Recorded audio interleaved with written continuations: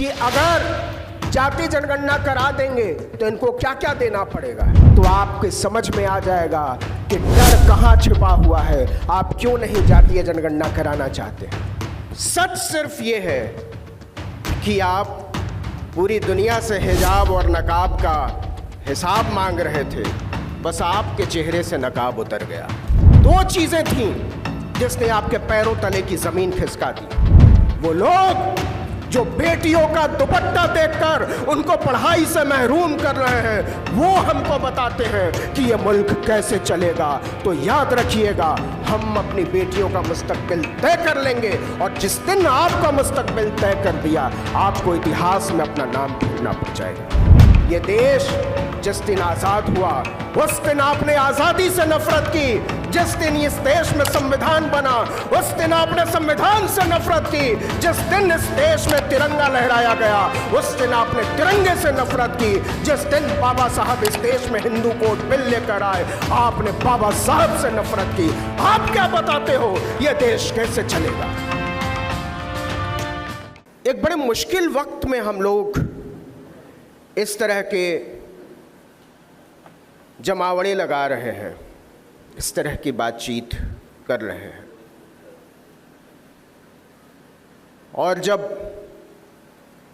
मैं दिल्ली से नागपुर के रास्ते में था, तो हरियाणा से और जम्मू कश्मीर से खबरें आने लगी थीं कि हुजूर का गुरूर टूट गया है।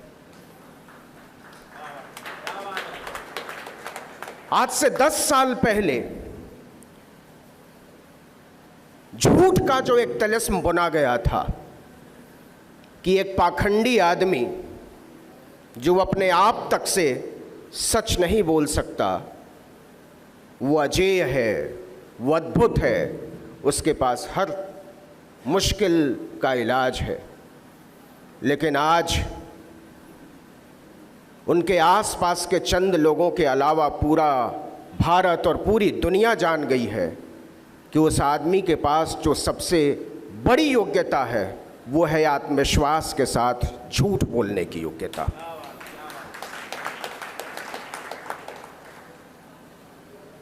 तो मैं सोचता हूं कि ऐसा क्या हुआ कि 10 साल में ये दिन देखने को मिल गया। कहां चूक हुई? क्या कोई गलती हुई है? क्या कोई भटकाव हुआ है? क्या कोई ऐसी घटना घटी है जिसकी वजह से लोगों का मोह भंग हो गया है? और मुझे लगता है कि नहीं, इनमें से कुछ भी नहीं। सच सिर्फ ये है कि आप पूरी दुनिया से हिजाब और नकाब का हिसाब मांग रहे थे, बस आपके चेहरे से नकाब उतर गया। तो हम जो संविधान, धर्मनिरपेक्षता, मनुष्यता, एकता, अखंडता के हामी लोग हैं, वो क्या चाहते हैं और आप क्या चाहते हैं? आज जब हम लोग यहां बैठे हुए हैं, ठीक उसी समय राजस्थान के बारां में मोहन भागवत ने कहा कि भारत एक हिंदू राष्ट्र है और हमको आपस के मतभेद भुलाने पड़ेंगे। ये उसी बात की अगली कड़ी है कि उत्तर प्रदेश के एक मठाधीश कहते घूम रहे हैं कि अगर बटोगे तो कटोगे। तो मेरा सवाल यह है कि कौन कट गया है? डेमोक्रेसी ने आपकी काट ली है। आपको पता ही नहीं चला कि इस देश के लोगों की जो ताकत है, इस देश के संविधान की जो ताकत है, इस देश में एकता, अखंडता, न्याय, समता और बंधुत्व के हामी लोगों की जो ताकत है, उसने आहिस्ते आहिस्ते आपके पैरों तले की जमीन खींच ली और आप आसमान में उड़ते रह गए। लेकिन ये शुरुआत है, ये सिर्फ एक शुरुआत है, और आगे हम बहुत सी घटनाएं ऐसी देखेंगे जिस पर साहब का कोई अख्तियार नहीं है। लोग कहते हैं कि ये हो गया, लोग कहते हैं वो गलती हो गई, लोग कहते हैं अग्निवीर नहीं हुआ होता तो ये हो जाता, लोग कहते हैं ये नहीं हुआ तो वो हो जाता। मैं कहता हूं नहीं साहब, सिर्फ एक चीज हुई और 4 जून के बाद पूरी तस्वीर बदल गई। जानते हैं वो चीज क्या है? इस देश के इतिहास में पहली बार चुनावों में संविधान लहराया गया। इस देश के इतिहास में पहली बार संविधान लहराया गया और ये संविधान की ताकत है कि इस देश के लोगों ने आपको हाशिए पर फेंक दिया, बेचारा बनाकर रख दिया, बौना बनाकर रख दिया। तो बहुत सारे शेर सुने, तो एक शेर मैं भी अर्ज करता हूं कि कौन कहता है मोहब्बत के लिए होते हैं, कौन कहता है मोहब्बत के लिए होते हैं, अब तो रिश्ते भी जरूरत के लिए होते हैं और आके बौने बसे हैं मेरी बस्ती में जब से, रोज झगड़े कदों का मत के लिए होते हैं। तो इस मुल्क के बौने बता रहे हैं कि लोकतंत्र की लंबाई कैसे बढ़ेगी। क्या हुआ? जातीय जनगणना 2 चीजें थीं जिसने आपके पैरों तले की जमीन खिसका दी। एक बराबरी की बात और दूसरा संविधान की बात। और संविधान और बराबरी, इन दोनों को काट दीजिए तो भारत के लोकतंत्र का कोई चेहरा नहीं बनता है। तो लोगों ने किसी पार्टी के लिए वोट नहीं दिया है, लोगों ने अपने संविधान को बचाने के लिए वोट किया है। लोगों ने कोई राजा नहीं चुना है, लोगों ने जिम्मेदारी दी है। लोगों ने कोई वोट का इस्तेमाल कुर्सी पर अनंत काल तक बैठने के लिए नहीं दिया है। ये एक करार है कि जब तक आपके दिल में लोकतंत्र की इज्जत है, जब तक आपके दिल में संविधान को लेकर इज्जत है, उस दिन तक आप इस कुर्सी पर हैं, नहीं तो कुर्सी से उठाकर इतिहास के कूड़ेदान में फेंक देंगे। किस बात का डर? किसको डर है? और जातिगत जनगणना की बात कल का इंडियन एक्सप्रेस पढ़ रहा था। ये जातिगत जनगणना छोड़ दीजिए, ये तो जनगणना के लिए ही तैयार नहीं है। 2020 में कायदे से जनगणना हो जानी चाहिए थी। पहले बहाना बनाया कि साहब कोविड आ गया, कोविड में उड़ उड़ कर चुनाव प्रचार करते रहे, दीदी और दीदी करते रहे, पूरे देश में कोरोना फैलाते रहे, अमेरिका के राष्ट्रपति का स्वागत करते रहे। एक जनगणना के लिए आपको फुर्सत नहीं मिली, आपको पैसा नहीं मिला, आपको बहाना मिल गया। मतलब हद होती है किसी चीज की। लेकिन ये छोड़िए, जातिगत जनगणना तो बहुत दूर की बात है, आदमी की जनगणना नहीं, ये तो हाथी गिनने से भाग रहे हैं। कल इंडियन एक्सप्रेस में रिपोर्ट आई है कि 2023 में हाथियों की गिनती हुई थी। इनकी इतनी हिम्मत नहीं हुई है कि ये बता दें कि 20% हाथी इस मुल्क के कम हो गए। तो ज़रा सोचिए कि जंगलों में घूमने वाले हाथी कम हो गए, उसकी रिपोर्ट आपको लाने की हिम्मत नहीं हो रही है। जब ये खबर आएगी कि लोकतंत्र के हाथी सड़कों पर संविधान लेकर घूमने लगेंगे, उस रोज़ आपकी हालत क्या होगी।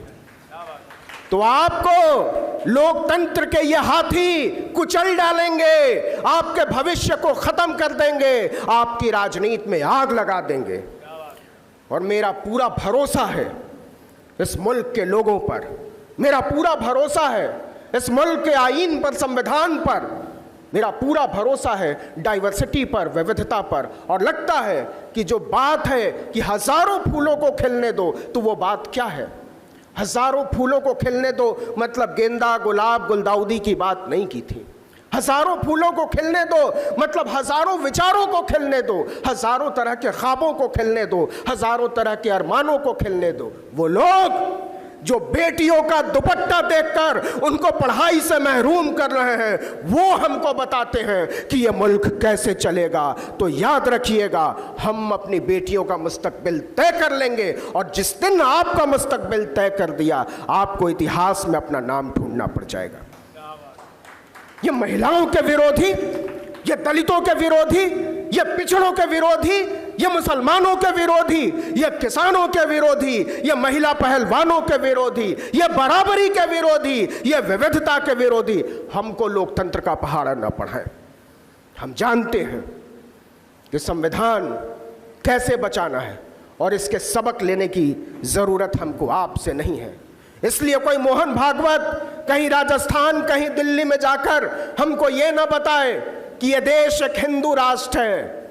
हम जानते हैं ये देश जिस दिन आजाद हुआ उस दिन आपने आजादी से नफरत की, जिस दिन इस देश में संविधान बना उस दिन आपने संविधान से नफरत की, जिस दिन इस देश में तिरंगा लहराया गया उस दिन आपने तिरंगे से नफरत की, जिस दिन बाबा साहब इस देश में हिंदू कोड बिल लेकर आए आपने बाबा साहब से नफरत की। आप क्या बताते हो यह देश कैसे चलेगा? ये मामूली बातें नहीं है दोस्तों, और यह बात मैं इसलिए कह रहा हूं कि एक तरतीब होनी चाहिए कि इस मुल्क को कैसे चलना है। और मैं बताता हूं क्यों भागते हो आप लोगों की गिनती से, क्यों भागते हो कि जाति जनगणना हो जाएगा तो क्या हो जाएगा। मैं पूछना चाहता हूं कि किसको नुकसान है लोगों की गिनती से, किसको नुकसान है कि यह पता चल जाएगा किसके पास जमीन कितनी, किसके पास नौकरी कितनी, किसके पास विधायिका में अधिकार कितने, किसके पास भागीदारी कितनी, किसके पास सपनों की जमीन कितनी। नुकसान किसको है और फायदा किसको है। और यहां मैं बात शुरू करना चाहता हूं सुप्रीम कोर्ट के एक फैसले से। मुझे हैरानी हुई, 3 दिन पहले सुप्रीम कोर्ट ने एक फैसला सुनाया और यह कहा कि जेलों में जातियों के आधार पर काम नहीं बटेगा। पता है भारत की जेलों में आज तक इस आधार पर काम बांटा जा रहा था कैदियों में कि कोई अगर दलित जाति का है तो वो पाखाना साफ करेगा, कोई अगर धोबी जाति का है तो सारे कैदियों के कपड़े धुलेगा, कोई अगर हजाम या नाई है तो वो सबके बाल काटेगा। आज सोचिए 75-80 साल से संविधान लागू होने के बाद भी, इतने बरस के बाद ये व्यवस्था चलती आ रही थी। एक फैसला। दूसरा, भारत सरकार की अपनी रिपोर्ट कहती है, एक रिपोर्ट आई है, हाल में आई है 5 दिन पहले, और फिर मैं मीडिया पर भी आऊंगा, कि 5 दिन पहले एक रिपोर्ट आई कि शहरों में, और आप नागपुर शहर में भी गिनती कर लीजिएगा, कि शहरों में जो लोग गटर में उतरते हैं, जो लोग पाखाना साफ, सुनने में खराब लगेगा आपको, लेकिन जो लोग गटर में उतरते हैं, नाली साफ करते हैं, पूरे शहर का पाखाना साफ करते हैं, 100 में से 92 लोग या तो दलित हैं या पिछड़े हैं, आदिवासी हैं। हम देना चाहते हैं आपको आरक्षण और 100% आरक्षण देंगे, आप गटर में उतरने को तैयार है तो। हमारे पुरखों ने हजारों हजार साल तक तुम्हारा पाखाना साफ किया है, तुम्हारे जूठे बर्तन धोए हैं, तुम्हारे कपड़े धोए हैं, मालिश और बेगार किया है, हजामत बनाई है। आज इस मुल्क पर राज करने का हक हमारा है और यह हक हमसे कोई नहीं छीन सकता। 100 में से 92 लोगों से पाखाना साफ करवाकर, और आप हमको समझा रहे हो कि इस देश का लोकतंत्र कैसे चलेगा, इस देश का चुनाव कैसे होंगे, इस देश की सरकार कैसे चलेगी। हम बताएंगे, हम बताएंगे, क्योंकि हमारे हाथों में वो जोम है। आपने उठाया है फावड़ा, आपने गटर साफ किया है, आपने की है कभी खेती, हमने सीखा है अपने पुरखों से कि कैसे नालियां साफ करते हैं, हमने अपने पुरखों से सीखा है कि कैसे खेती करते हैं, कैसे बागवानी करते हैं, कैसे लड़ाई लड़ते हैं। ये सारा हक हमारा है, आज हम आपको इसकी हकमारी नहीं करने देंगे। तो इसलिए आपको डर लगता है कि जिस दिन ये भेद खुल जाएगा कि 100 में से 92 लोगों को आपने गटर में उतार रखा है, उस दिन आपकी हालत क्या होगी समझ में नहीं आएगा। आपकी राजनीति को सिर छुपाने की जगह नहीं मिलेगी। अब मैं आता हूं कि असली डर क्या है। ये कहते हैं कि हमारे पास साहब डेटा नहीं है, हम नहीं कर सकते। सरकार ने कहा गजब हो जाएगा जाति जनगणना अगर हो जाए तो। बिहार में ये उसी सरकार में थे जिस सरकार में जातियों की गिनती हुई, और पता चला जब ये भेद खुल गया तो हालत खराब हो गई। तो सरकार डर क्यों रही है? एक भारत सरकार का अपना सर्वे है, उसको कहते हैं NFHS, national family health survey. हमारा नहीं है, भारत सरकार का है। बंबई में एक इंस्टीट्यूट है, बहुत नामी इंस्टीट्यूट, वहां मेरे बहुत सारे दोस्त पढ़ते थे। International institute of population sciences, अंतर्राष्ट्रीय जनसंख्या विज्ञान संस्थान, वो NFHS कराता, भारत सरकार का संस्थान है। NFHS 4 आया, और NFHS 4 आया 2015-16 में। जरा ध्यान से सुनिएगा। रिपोर्ट आई 2017 में, दिसंबर 2017 में। मतलब जब सर्वे का काम शुरू हुआ तो इस मुल्क में हुजूर सत्ता में आ चुके थे, हुजूर आला प्रधानमंत्री हो चुके थे। तब NFHS ने एक सर्वे किया, और जानते हैं उस सर्वे का जो बेस था, कितने लोगों पर वो सर्वे किया गया? वो सर्वे किया गया 8,11,808 लोगों पर। इस मुल्क 28 राज्यों के 8 लाख से ज्यादा लोगों पर वो सर्वे हुआ। और उस सर्वे में जो रेस्पोंडेंट्स थे, जो भाग लेने वाले थे, जब उनकी जातियों का हिसाब देखेंगे तो आपके समझ में आ जाएगा कि डर कहां छिपा हुआ है, आप क्यों नहीं जातीय जनगणना कराना चाहते। NFHS data 2017 page number 59 table 3.1, उस पर लिखा हुआ है, जो रेस्पोंडेंट्स थे उसमें भाग लेने वालों का, उसमें लिखा हुआ है कि हमारे रेस्पोंडेंट्स में 44% OBC हैं, 20% दलित हैं, लगभग 10% आदिवासी हैं, और बाकी सब मिला दीजिए तो 26%। इस देश के 74% लोग, वो लोग जिनको सता कर रखा गया, जिनको दबा कर रखा गया, जिनसे पढ़ने का अधिकार छीना गया, जिनसे बोलने का अधिकार छीना गया, जिनको गटर में डाल दिया गया, जिनको उठाकर कचरे में फेंक दिया गया। इसलिए आप नहीं कराना चाहते हो जातिगत सर्वे, क्योंकि आपको पता चल जाएगा कि सरकार बनाने की ताकत जिन लोगों में है उनको तो अभी तक आप कुचलते रहे हैं। तो जिनको पता चल जाएगा कि जात के आधार पर हमको कुचला गया है, हमारे पुरखों के काम के आधार पर हमको बांटा गया है, वो आपको राज करते तो नहीं रहने देंगे बाबू। इसलिए ये कह रहे हैं कि 1 नेशन 1 इलेक्शन, इसको 1 नेशन 1 इलेक्शन मत पढ़िए। ये कह रहे हैं नो नेशन नो इलेक्शन। इनको कोई राष्ट्र नहीं चाहिए, इनको कोई चुनाव नहीं चाहिए। ये बर्बरता की तरफ ले जाना चाहते हैं ये लोग, जो कहते हैं कि मार दो, काट दो, मिटा दो, अरब की सागर में फेंक दो। वो लोग न चुनाव चाहते हैं न राष्ट्र चाहते हैं। और अगर आप राष्ट्र चाहते हैं बाबू साहब, तो बताओ मणिपुर किस देश का हिस्सा है? कैसे चल रहा है मणिपुर पिछले 2 साल से? जानते हैं मणिपुर क्यों चल रहा है? क्यों उस तरफ ध्यान नहीं दिया जा रहा है? क्योंकि ये पिछड़े और आदिवासी इसमें शामिल हैं, बस, तीसरा कोई नहीं है। तो पिछड़ों और आदिवासियों से ना संघ को कोई मतलब है, ना मोहन भागवत को कोई मतलब है, ना हुजूर आला को कोई मतलब है। तो जलता है तो चलने दो, आपको नहीं बताया जाएगा।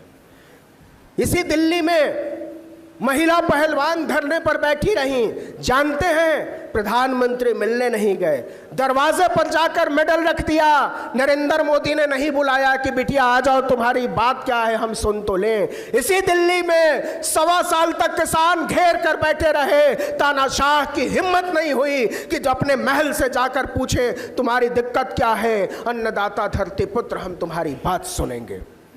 वादा खिलाफ लोगों का जब नकाब उतरा, तब समझ में आ रहा है कि 1 नेशन 1 इलेक्शन कराना है।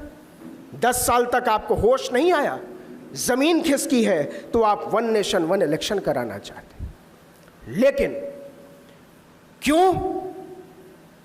किसका नुकसान होगा? मैंने कहा अगर 1 नेशन 1 इलेक्शन छोड़ दीजिए, जाति जनगणना अगर हो जाएगी, और मैं आगाह करना चाहता हूं कि इस बात को जरा ध्यान से सुनिएगा कि अगर जाति जनगणना करा देंगे तो इनको क्या क्या देना पड़ेगा।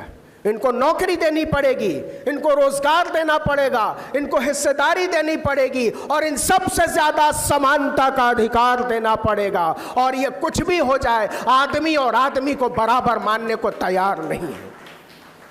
इनको सबसे ज्यादा डर लगता है आदमी और आदमी के बराबर हो जाने से। इनका पूरा धंधा आदमी और आदमी के बीच की दूरी पर चलता है।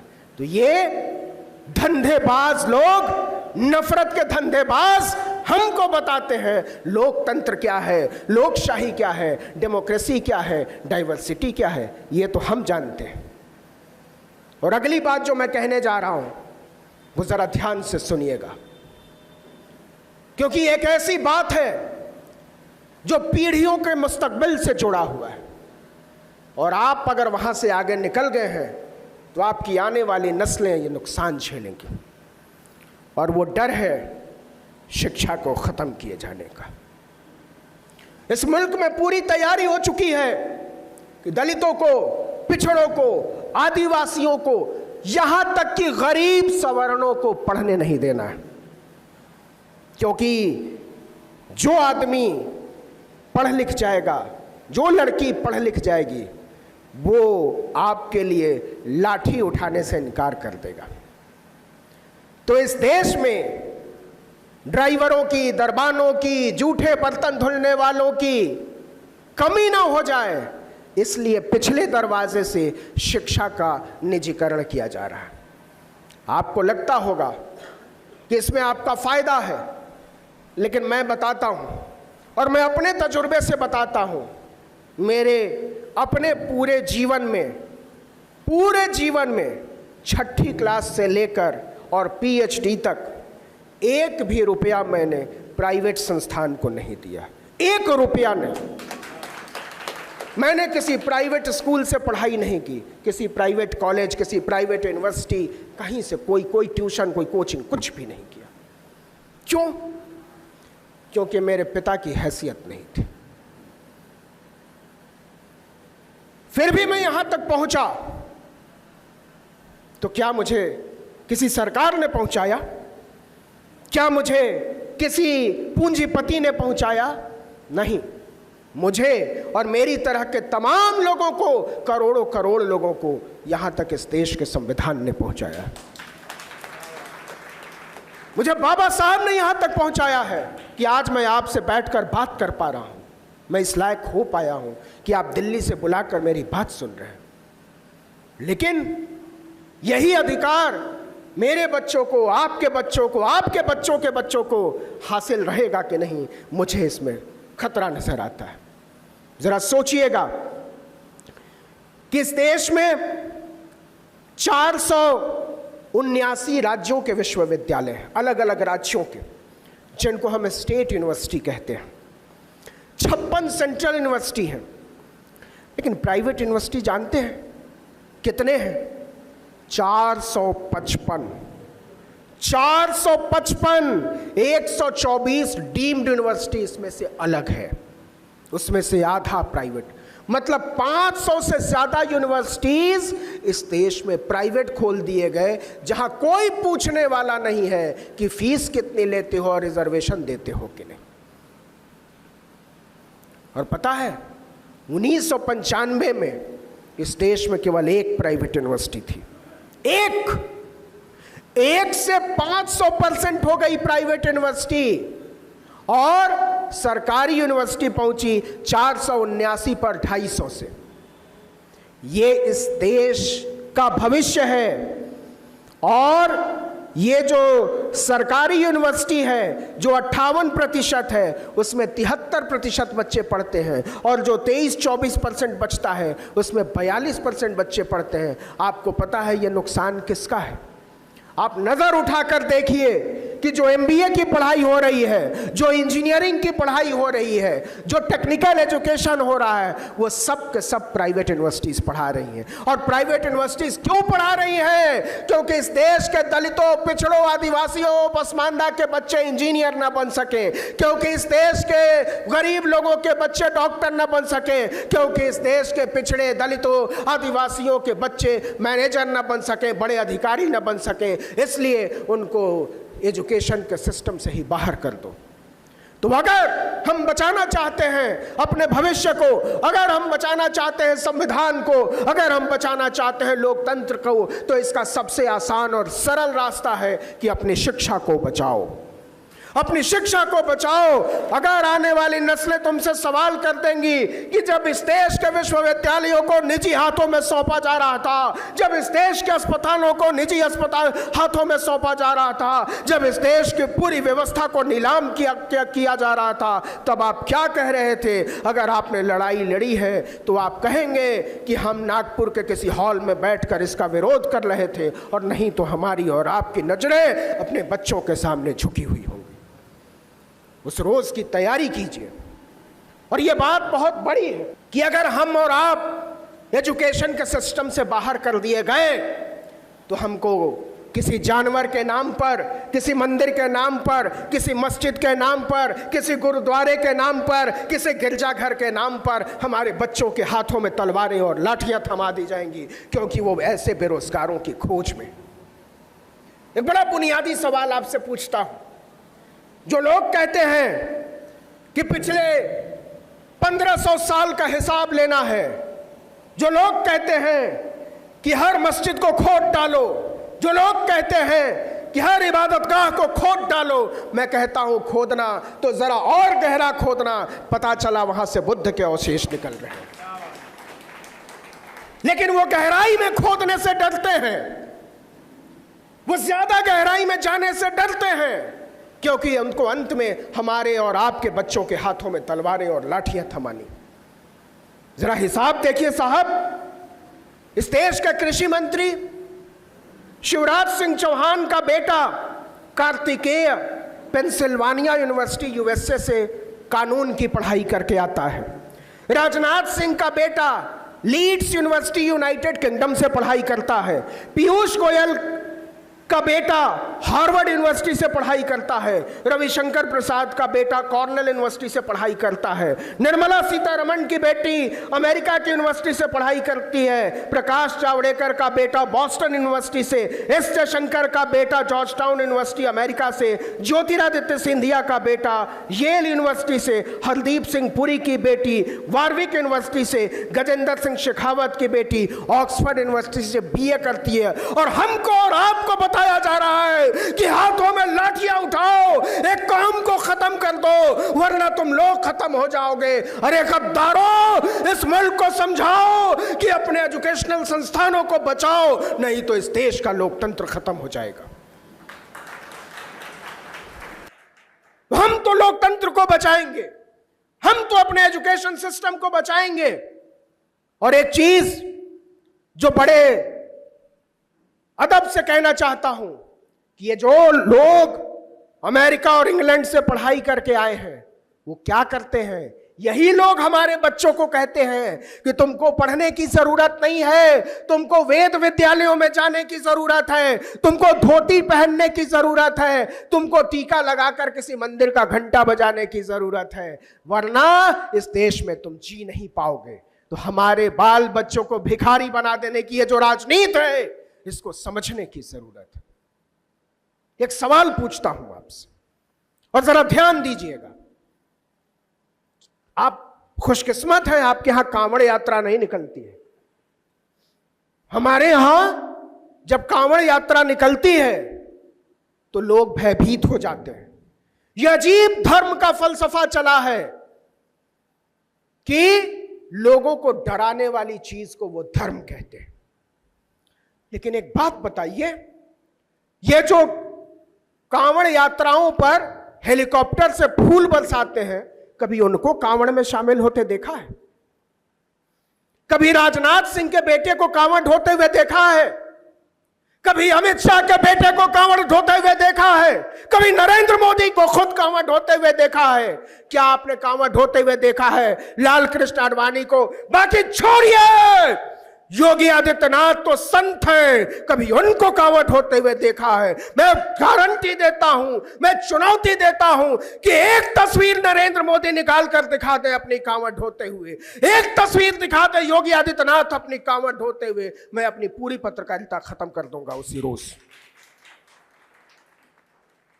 जिन लोगों ने कांवड़ के नाम पर, मंदिर के नाम पर, मस्जिद के नाम पर, गुरुद्वारे के नाम पर, चर्च के नाम पर सिर्फ हमको और आपको लड़ाया है, वो लोग बताते हैं कि यही चीज तुम्हारे लिए ठीक है।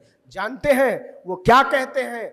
धर्म के नाम पर, वो धर्म के नाम पर इस देश के दलितों, पिछड़ों, आदिवासियों को गाली देते हैं। कहते हैं तुम्हारी औकात यही है, तुम्हारी औकात यही है। किसी कांवड़ यात्रा की, किसी झुमटा यात्रा की, किसी चिमटा यात्रा की, किसी ताली यात्रा की, किसी थाली यात्रा की। तो मैं कहना चाहता हूं इस देश के तमाम बाबाओं को, जिनको जेलों से बाहर निकालने वाली हुकूमत हमको लोकतंत्र सिखा रही है, जिनकी हुकूमत गुंडों, मवालियों, बलात्कारियों, हत्यारों के बिना नहीं चल सकती, जो राम रहीम जैसे हत्यारे, लफंगे, गुंडे को आजाद सड़कों पर घूमने के लिए छोड़ देते हैं, जो छोड़ देते हैं बिल्किस बानो के बलात्कारियों को, जो छोड़ देते हैं आसाराम बापू जैसे दरिंदे को, वो कहते हैं कि तुमको अपने घरों में कैद रहना होगा।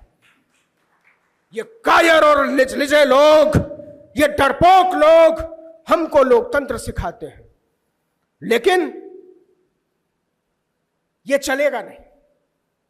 ये चलेगा इसलिए नहीं कि हम जानते हैं हमको क्या चाहिए, और इसी बात से ये डर रहे हैं। मैं फिर जातीय जनगणना पर आता हूं।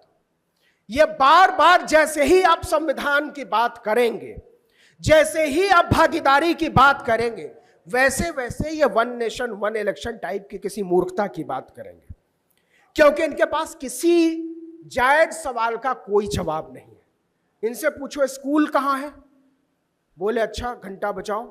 इनसे पूछो अस्पताल कहाँ है, बोलेंगे ताली बजाओ। इनसे पूछिए मास्क कहाँ है, कोरोना की दवाई कहाँ है, ये कहते थाली बजाओ, टॉर्च जलाओ। अरे ये देश तुम्हारा बंधक है, क्या चाहते हो कि इस देश के लोग हमेशा ताली, थाली, टॉर्च जलाते, बजाते, बुझाते रहें? नहीं, ये 10 साल में सारा तिलिस्म हवा की तरह उड़ गया है। लेकिन ये बात आगे जाएगी, और मैं बड़ी साफगोई से कहना चाहता हूं, कहीं ऐसा तो नहीं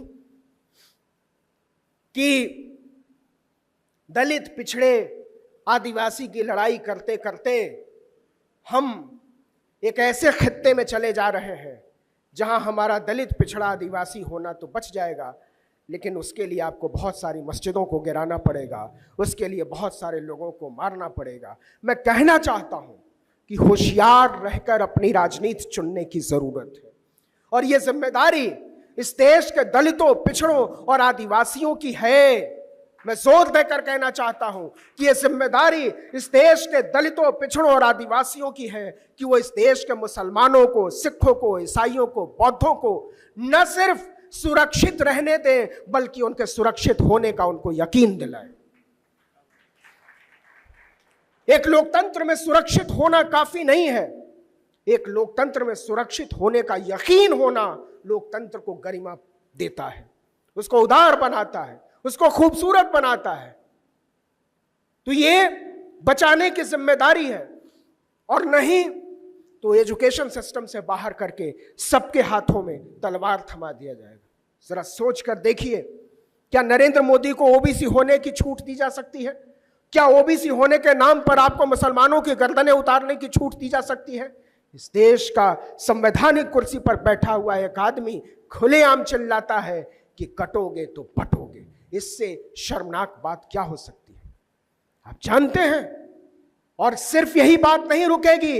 इस देश की संसद में अगस्त के महीने में यह कहा गया कि जिनकी जात का पता नहीं वो जाति जनगणना की बात करते हैं। तो आपको क्या लगता है कि जो बात मुसलमानों पर आएगी, जो बात सिखों, ईसाइयों पर आएगी, उस बात से इस देश का दलित, पिछड़ा, आदिवासी अछूता रह जाएगा? संसद में चिल्लाकर कहा गया, सोचिए कि एक सांसद चिल्लाकर कहता है जब कटुए काटे जाएंगे, और दूसरा सांसद चिल्लाकर कहता है कि जिनकी जात का पता नहीं।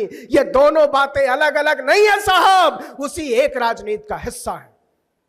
इस राजनीति को पहचानो, इस राजनीति को समझो और तय करो कि आपको क्या चुनना है। गले मिलने की राजनीति है एक तरफ, दूसरी तरफ गले उतारने की राजनीति है। आपको रास्ता तय करना पड़ेगा, तीसरा कोई रास्ता नहीं है। गले मिलने की राजनीति और गले उतारने की राजनीति में हमारा रास्ता क्या हो, हमारी आने वाली नस्लों का रास्ता क्या हो, यह तय तो करना पड़ेगा। और नहीं तय करोगे तो सबकी लिस्ट तैयार है। आज नहीं तो कल सबका नंबर आएगा। आज जो लोग इस बात पर चुप हैं कि यह बात मुसलमानों पर है, हम क्यों बोले, तो यहां मुझे ब्रेख्त याद आते हैं। ब्रेख्त जब नाटककार थे, कवि थे, और जब राज चल रहा था हिटलर का, उसने एक कविता लिखी जब सबको मारा जा रहा था, कि सबसे पहले वो मजदूरों के लिए आए, मैंने कुछ नहीं कहा क्योंकि मैं मजदूर नहीं था। फिर वो अध्यापकों के लिए आए, मतलब मारने के लिए आए, मैं तब भी खामोश रहा क्योंकि मैं अध्यापक भी नहीं था। फिर वो वकीलों के लिए आए, मैं तब भी चुप रहा, मैं वकील भी नहीं था। फिर वो कारोबारियों के लिए आए, मैंने कुछ नहीं कहा, मैं कारोबारी नहीं था। फिर वो मेरे लिए आए और तब मेरे लिए बोलने वाला कोई नहीं था। ये लड़ाई बहुत महीन तरीके से लड़ी जा रही है और इस लड़ाई को समझना पड़ेगा। पाकिस्तान के एक वैज्ञानिक हैं परवेज होतबॉय, परवेज साहब कहते हैं वो पाकिस्तानी व्यवस्था से बड़े नाराज रहते हैं, लेकिन पिछले दिनों उनका एक बयान आया और कहा मुझे हैरानी है, भारत भी हमारे ही रास्ते पर जाने लगा है। ये बात सुनने में जितनी खराब लगती है उससे ज्यादा डरावनी लगती है कि आज बाकी छोड़िए, भारतीय जनता पार्टी की सांसद कंगना रनौत ने कहा कि बांग्लादेश बना दिया जाएगा। ये क्या हवा में बातें हो रही? एक लफंगा जिसका नाम है यति नरसिम्हानंद, वो अजीब अजीब किस्म की बातें करता है एक खास कौम को लेकर, और वो छुट्टा घूमता है। और इसी देश की जेलों में तमाम लड़के लड़कियां, तमाम बुद्धिजीवी, तमाम प्रोफेसर, तमाम कार्यकर्ता पड़े हुए हैं साल दर साल से। आप बताइए साहब, क्या कसूर था कफील खान का? आप बताइए साहब, क्या कसूर प्रोफेसर आनंद तेल तुंबड़े का? आप बताइए क्या कसूर सुधा भारद्वाज का? क्या कसूर तीस्ता सितलवाड़ का? आप बताइए। बाकी छोड़िए फादर स्टेन स्वामी, 82 साल का एक आदमी जो अपने से पानी नहीं पी सकता था, पाइप की जरूरत पड़ती थी, उस आदमी को आपने हिरासत में मार डाला। अगर 82 साल के लाचार जो आदमी पानी नहीं पी सकता बिना किसी की मदद से, अगर उस आदमी से भारत के लोकतंत्र को खतरा है, तो इस देश के बच्चे बच्चे से भारत को लोकतंत्र का खतरा है। यह बात कहनी पड़ेगी और बहुत जोर से कहनी पड़ेगी। एक इटली का बहुत बड़ा सोशल साइंटिस्ट हुआ, उसका नाम था एंटोनियो ग्रामशी। वो हेजिमनी की बात करता था, कल्चरल हेजिमनी, सांस्कृतिक वर्चस्ववाद। सांस्कृतिक वर्चस्ववाद क्या है? कुछ ताकतवर लोग अपनी ताकत को बनाए रखने के लिए संस्कृति को अपना हथियार बनाते हैं। आपको क्या लगता है कि संघ जो ये कहता है कि हम सांस्कृतिक संगठन हैं, ये तो हिटलर से आया? सारा कुछ संस्कृति के नाम पर हो रहा है। ये कहते हैं भारत माता के नाम पर काट दो, ये कहते हैं भारत माता के नाम पर गिरा दो मस्जिदों को, ये कहते हैं भारत माता के नाम पर लोगों को भगा दो। सब कुछ भारत माता के नाम पर। जो लोग संविधान को नहीं मानते, जो लोग लोकतंत्र को नहीं मानते, जो बराबरी को नहीं मानते, ये तो हिसाब आरएसएस को देना है, उस वाले आरएसएस को। ये बात इतिहास के पन्नों में है कि आप बताइए, अगर आप बहुत लोकतंत्र की बात, इस मोहन भागवत को अगर डेमोक्रेसी का ट्यूशन देना है तो पहले तो आपको डेमोक्रेसी सीखनी पड़ेगी, आपको सीखना पड़ेगा लोकशाही, आपको बताना पड़ेगा कि आपका पर्ची से निकाला जाने वाला चीफ भी सिर्फ और सिर्फ एक ही जात का क्यों होता है। यह है कल्चरल हेजिमनी, एक ही जात के राज को बचाए रखने के लिए आप संस्कृति की पतंग उड़ाए जा रहे हो और हमारे आपके बच्चे उसकी डोर पकड़कर खींचे जा रहे हैं और उनको लगता है पतंग आज नहीं तो कल हमारे काबू में आएगी। इस खतरे को समझने की जरूरत है और इस खतरे को समझने की जरूरत इसलिए है कि एक काउंटर हेजेमनी तैयार करनी पड़ेगी। निषेधात्मक सांस्कृतिक वर्चस्ववाद, वो काउंटर हेजेमनी क्या होगी? वो काउंटर हेजेमनी है कि हम लोकतंत्र की बात करें, हम संविधान की बात करें, हम बराबरी, बंधुत्व और भाईचारे की बात करें, लेकिन आपकी बात पहुंचेगी कैसे?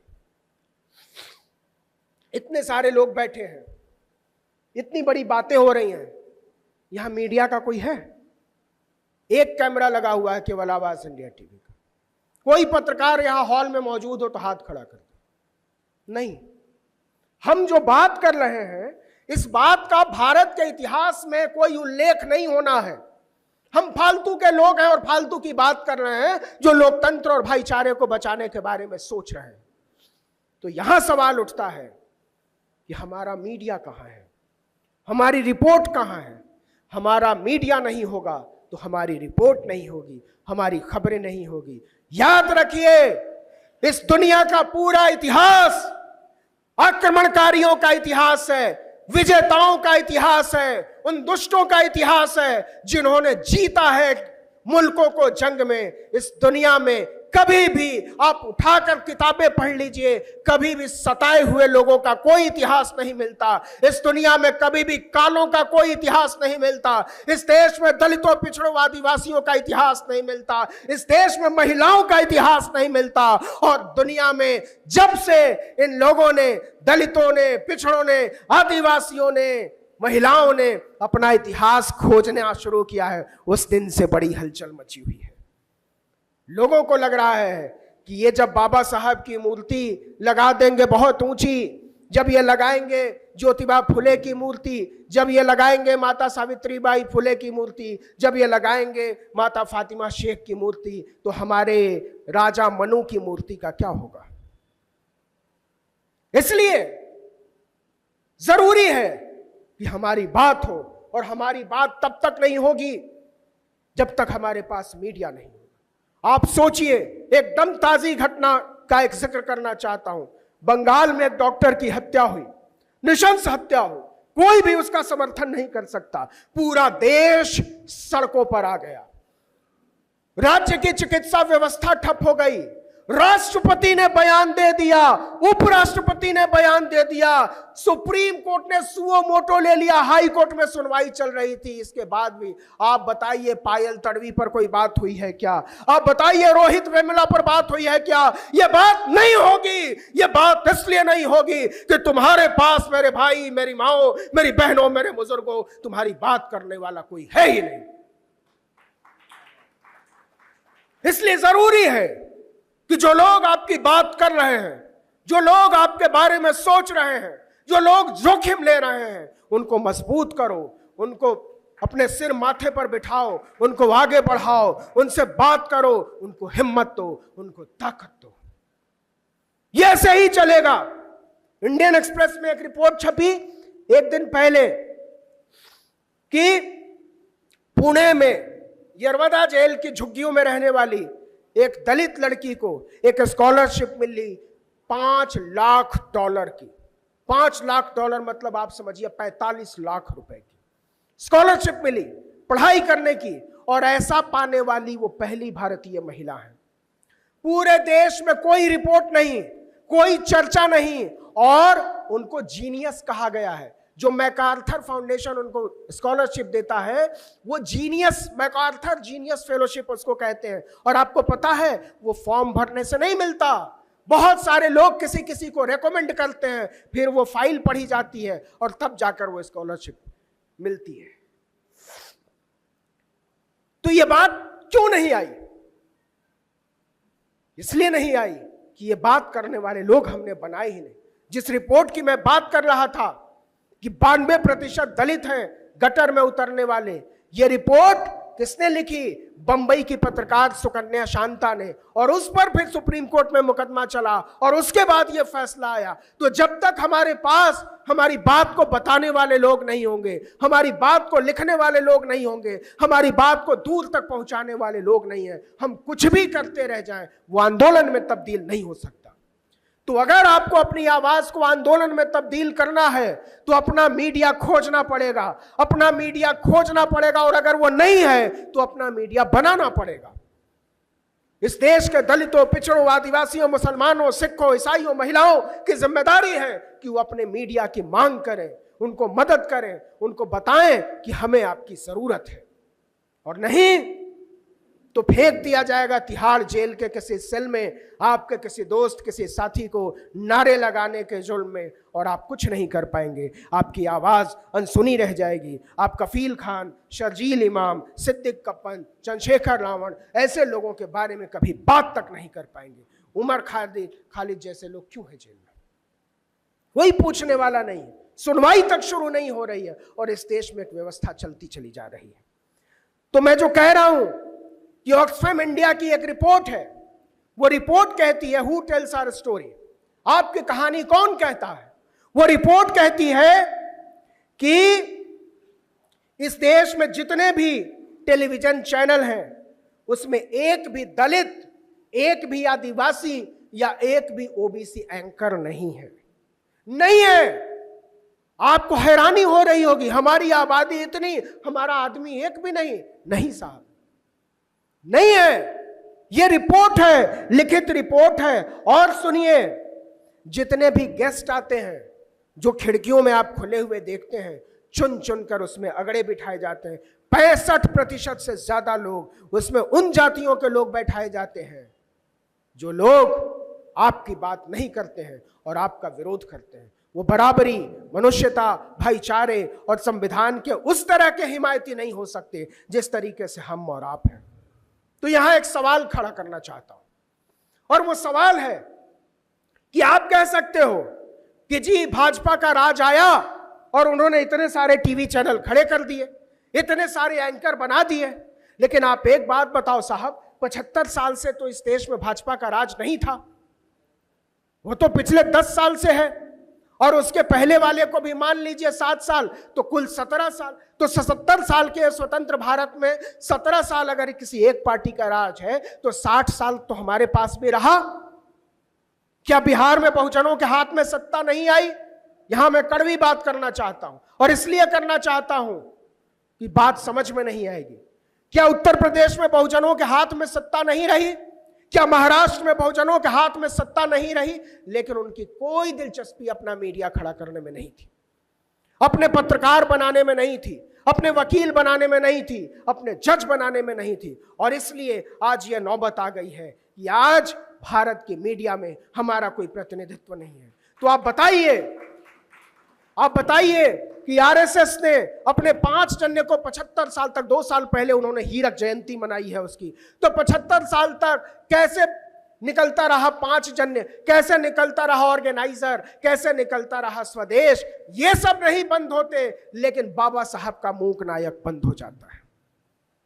बाबा साहब का मूक नायक बंद हो जाता है, जस्टिस बंद हो जाता है, पेरियार का अखबार बंद हो जाता है, लेकिन मॉडर्न रैशनलिस्ट बंद हो जाता है। क्यों बंद हो जाता है? क्योंकि हम समझते नहीं हैं मीडिया की ताकत। और आज जब हमने अपने हाथों से अपने मीडिया में आग लगा दी है तो हम तड़पते हुए खोज रहे हैं हमारा मीडिया कहाँ है, हमारी खबर कहाँ है। हम सब अपराधी हैं अपने पुरखों के, हम सब अपराधी हैं अपने पुरखों के। हमने नहीं जाना कि क्या सोचकर और कितनी मेहनत करके, कितने लोगों से लड़के बाबा साहब ने मूक नायक निकाला होगा। हम नहीं समझते कि इसको तैयार हैं कि क्या सोचकर, कितने लोगों से लड़कर पेरियार ने रैशनलिस्ट निकाला होगा, कितना लड़कर निकाला होगा कुदिया रासू, कितना लड़कर निकाला होगा जनता बहिष्कृत भारत, समता और प्रबुद्ध भारत। हमें बचाने की जरूरत है। अभी भी बहुत देर हो चुकी है, लेकिन इतनी देर नहीं हुई है कि हम एक शुरुआत न कर सकें। तो हमको एक शुरुआत करनी पड़ेगी, और ये शुरुआत इसलिए करनी पड़ेगी कि हम अपने आने वाली नस्लों के हिस्से में बराबरी का भारत, संविधान वाला भारत, लोकतंत्र वाला भारत, न्याय और समता वाला भारत सौंप सके। ये लड़ाई अकेले हमारी और आपकी नहीं है।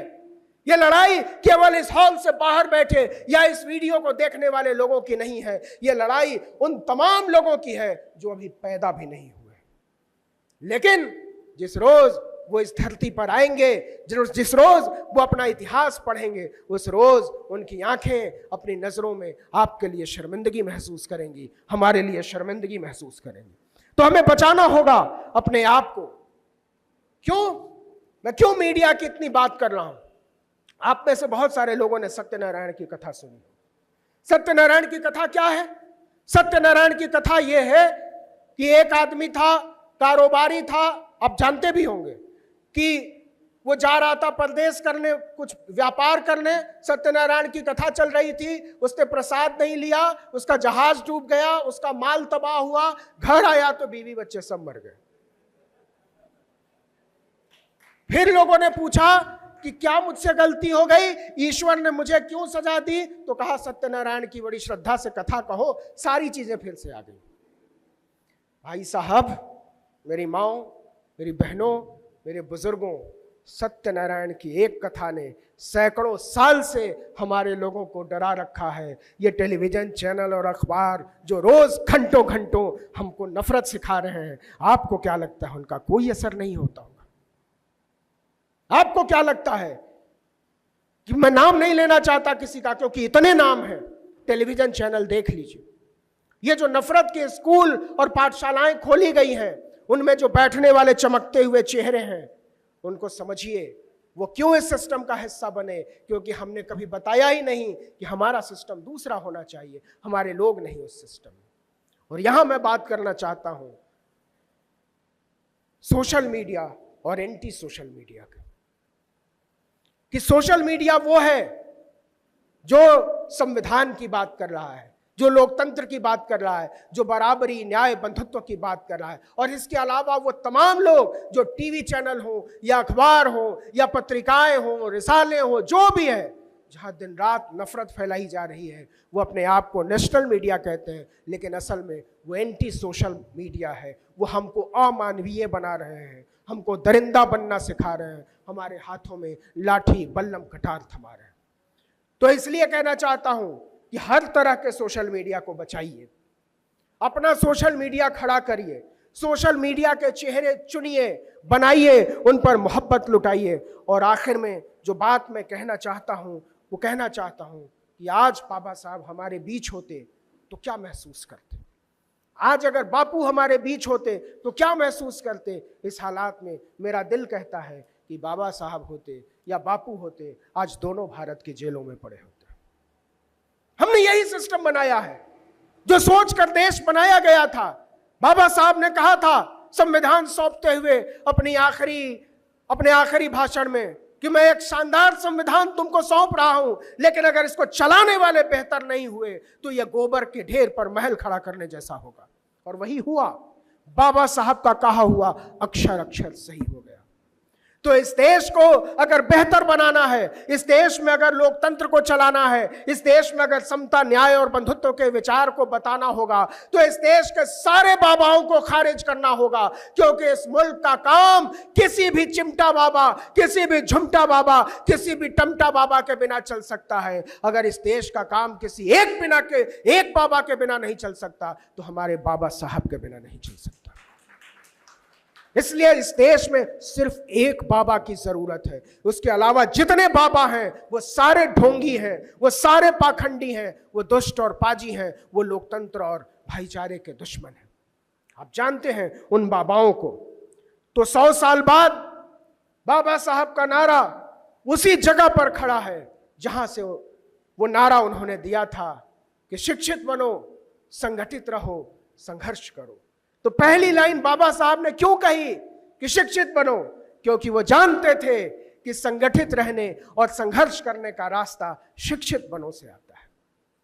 उन्होंने एक मंत्र दिया था, आज उस मंत्र को दिल से लगाने की जरूरत है, आज उस मंत्र को दिमाग में बैठाने की जरूरत है, आज उस मंत्र को पूजा करने की जरूरत है। जरा सोचिए कि जिन लोगों ने हमको ये देश सौंपा, उन्होंने कोट पैंट उतारकर, कपड़े उतारकर, धोती लंगोटी पहनकर सब कुछ ये देश हमको ऐसा बना कर दिया। और अब जिन लोगों को हमने देश सौंपा है वो इसलिए वहां पहुंच गए, एक नेशन, एक राष्ट्र और एक चुनाव की बात कर पूरे देश को नंगा करके कोट और टाई पहन सके, इसलिए ये व्यवस्था बनाई जा रही है। लेकिन मेरा मन कहता है, और आप भी इस बात से सहमत होंगे, कि इस देश में कभी कम नहीं होंगे प्यार के हामी, इस देश में कभी कम नहीं होंगे न्याय के हामी, इस देश में कभी नहीं कम होंगे न्याय, बंधुत्व, भाईचारे के हामी, संविधान और लोकतंत्र के हामी।